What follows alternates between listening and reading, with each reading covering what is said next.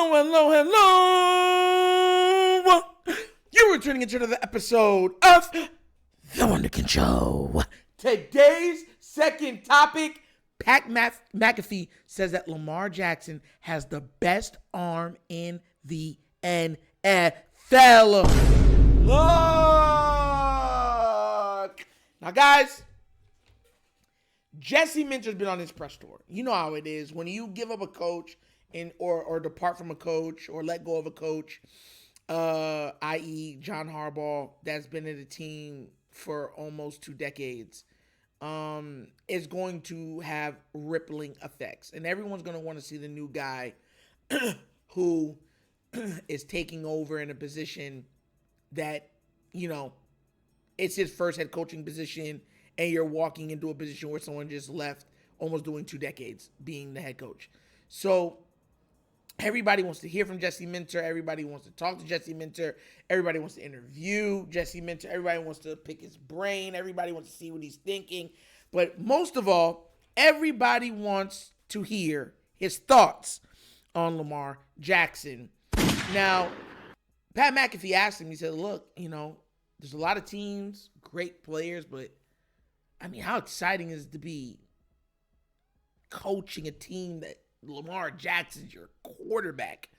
And he said some other things. What I'm going to do is I'm going to play the audio and video of this, right? And we're going to break it down, guys. Please remember to like, subscribe, hit that notification bell if you like content like this, okay?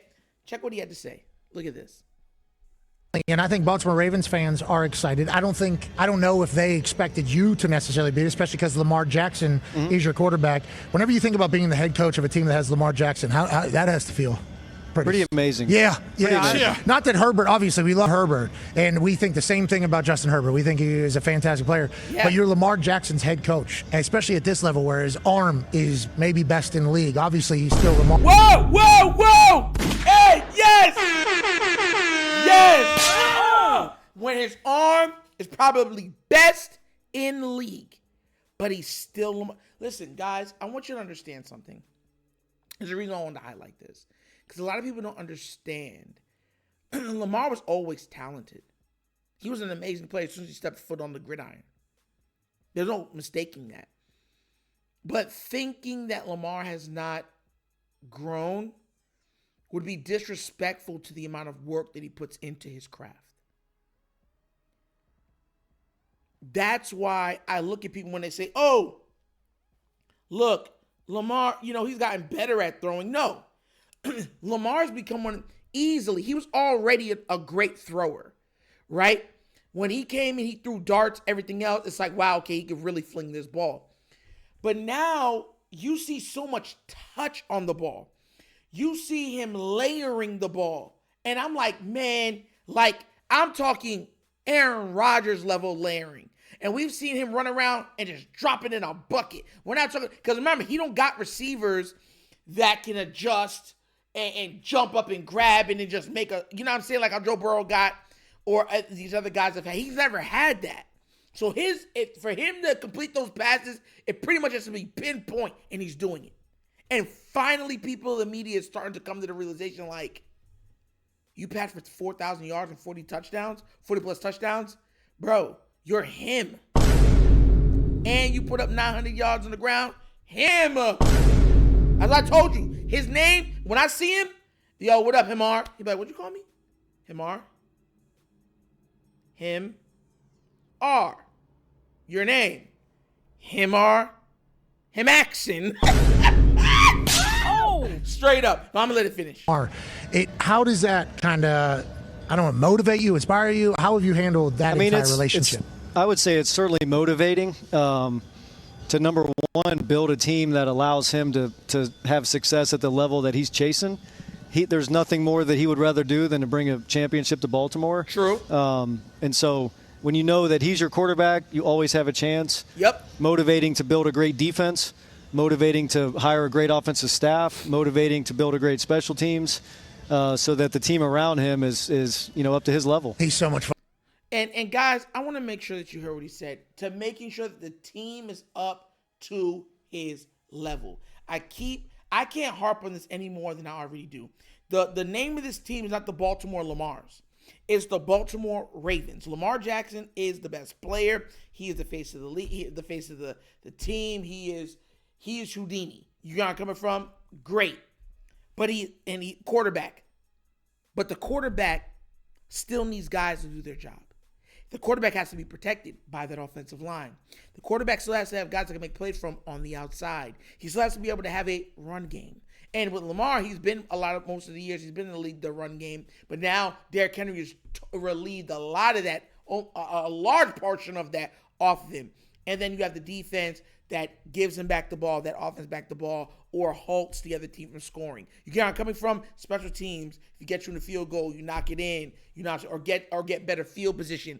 It's a team game. I don't care how good you are. If you have a great team and your kicker can't make no kicks and he misses all the time, you're probably going to lose a lot. You might not even make the playoffs. If your defense is elite, but your quarterback's a turnover machine, you're not going to win a lot of games. If your quarterback's elite and your defense is absolute, rat booty cheeks, right? Then you're going to lose a lot of games. And we've seen it with the old New Orleans Saints when they were putting up ungodly numbers, but their defense couldn't stop nobody. This is a team game. Everybody has to do their job. So I love hearing a coach coming in saying, like, look, we're trying to make sure everybody raises to the level. Because, just like that old adage with high tide raises all boats, that's how this team has to be. Just because you have a yacht in the field doesn't mean that you don't look at the other boats. You know what I'm saying? and like the other boats are chopped liver. They still got to do their jobs. The tugboats and everything else, the crab boats. All of them have jobs to do, and it makes everything go. And just because one guy isn't as popular as the other one, doesn't mean that what they do is not important.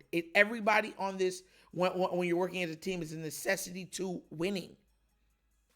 You're only as strong as your weakest link. And I love hearing that this coach is layering that pretty much in all of his talks when speaking about this team and Lamar Jackson. Now, look. Once again, like I said before, I'm just happy that guys are starting to really come to the understanding how great Lamar is, because the media is always trying to downplay his achievements and what he's accomplished thus far. But make no mistake about it, he is him.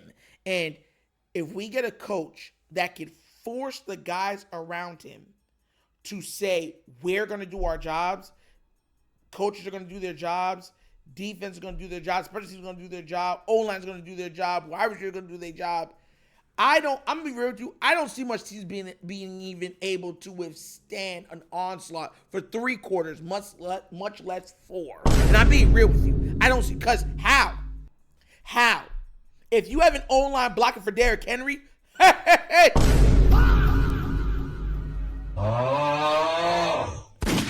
Like, bro, it's over. Like, just saying a great O-line blocking for Derrick Henry, you're like, and this isn't even the young, spry Derrick Henry.